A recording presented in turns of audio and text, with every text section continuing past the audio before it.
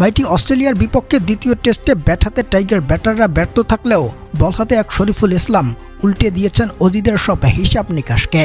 একাই চেপে ধরেছেন ওদের 11 ক্রিকেটারকে। রীতিমতো উপায়হীন অবস্থা অস্ট্রেলিয়ার। অনায়াসে ইনিংস ব্যবধানে যাদের হারাতে পারত সেই দলের এক বোলারের কাছে ধরা খেয়ে গেল গোটা অজি বাহিনী। দর্শক, শুরু থেকে বলতে গেলে ব্যাটিংয়ে নেমে একের পর এক ভরাডুবিতে বাংলাদেশ মাত্র 64 রানে হারিয়ে বসে 10 উইকেট।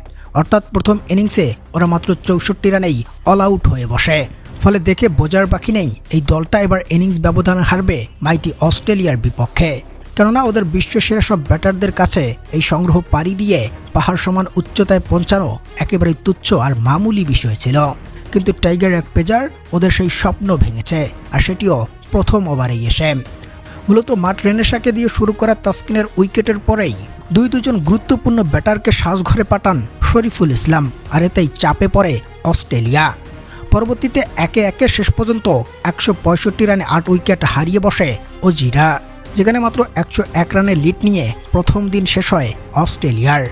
অবশ্যই বাংলাদেশের বিপক্ষে 8 উইকেট হারানোর কথাই ছিল না অজিদের, আর সেটিও মাত্র 101 রানের লিড নিয়ে, যেখানে একাই 6 উইকেট শিকার করেছেন শরীফুল ইসলাম, যেটা ওর টেস্ট ক্যারিয়ারের সেরা বোলিং, আর সেটিও মাইটি অস্ট্রেলিয়ার বিপক্ষে এবং ওদেরই ঘরের মাঠে।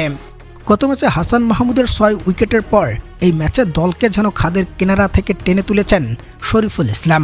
ওর একার 6 উইকেট শিকারে দিশেহারা অজিদের লিড মাত্র 101 রানে, যেখানে দ্বিতীয় দিনের লড়াইয়ের শুরুতে ওদের বাকি থাকা 2 প্লেয়ারকে উইকেট নিলেই মহাচাপে পড়বে টিম অস্ট্রেলিয়া।